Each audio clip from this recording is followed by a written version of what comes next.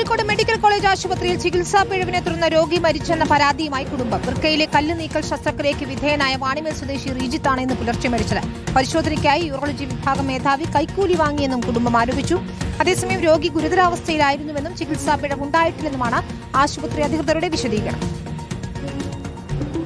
വൃക്കയിലെ കല്ല് നീക്കം ചെയ്യുന്നതിന് കീഹോൾ സർജറി കഴിഞ്ഞ റീജിത്ത് ചികിത്സയിലിരിക്കെ ഇന്ന് പുലർച്ചെയാണ് കോഴിക്കോട് മെഡിക്കൽ കോളേജ് ആശുപത്രിയിൽ വെച്ച് മരിച്ചത്. കഴിഞ്ഞ വർഷം ഓഗസ്റ്റിലാണ് വലതുഭാഗത്ത് ആദ്യ കീഹോൾ സർജറി ചെയ്തത്.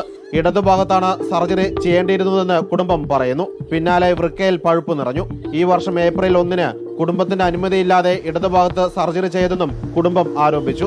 മികച്ച ചികിത്സ ലഭിക്കാൻ വേണ്ടി ഡോക്ടറെ വീട്ടിൽ പോയി 5000 രൂപ നൽകിയെന്നും കുടുംബത്തിന്റെ വെളിപ്പെടുത്തൽ. അപ്പോൾ അവിടെ ഡോക്ടർ ചോദിക്കുകയും ചെയ്തു, വേണുഗോപാൽ സാറിന് പൈസ കൊടുത്തിട്ടില്ലായിരുന്നു. ഫസ്റ്റ് ഓപ്പറേഷത്തിന് അന്ന് കൊടുത്തില്ലായിരുന്നു. പിറ്റേന്ന് 2 ദിവസം കഴിഞ്ഞ് വീട്ടിൽ പോയിട്ട് അന്ന് പൈസ കൊടുത്തു. 5000 രൂപ കൊടുത്തു. വീട്ടിൽ പോയി കൊടുത്തു. വർഷങ്ങളായി റീജിത്തിന് വൃക്കയിൽ കല്ലു നിറയുന്ന രോഗമുണ്ടെന്നും 2015-ൽ ഓപ്പൺ സർജറി ചെയ്തിരുന്നുവെന്നും മെഡിക്കൽ കോളേജ് അധികൃതർ അറിയിച്ചു. ഇരു വൃക്കകളിലും വീണ്ടും കല്ല് നിറഞ്ഞതോടെ കഴിഞ്ഞ വർഷം കീഹോൾ സർജറി ചെയ്യുകയായിരുന്നു. എന്നാൽ പിന്നീട് ആരോഗ്യം വഷളായെന്നും ഇടതുഭാഗത്ത് സർജറി ചെയ്തിട്ടില്ലെന്നും പഴുപ്പ് നീക്കം ചെയ്യാൻ ട്യൂബ് ഇടുക മാത്രമാണ് ചെയ്തതെന്നും അധികൃതർ. എല്ലാ നടപടിക്രമങ്ങൾക്കും കുടുംബത്തിന്റെ സമ്മതം രേഖാമൂലം വാങ്ങിയിരുന്നു.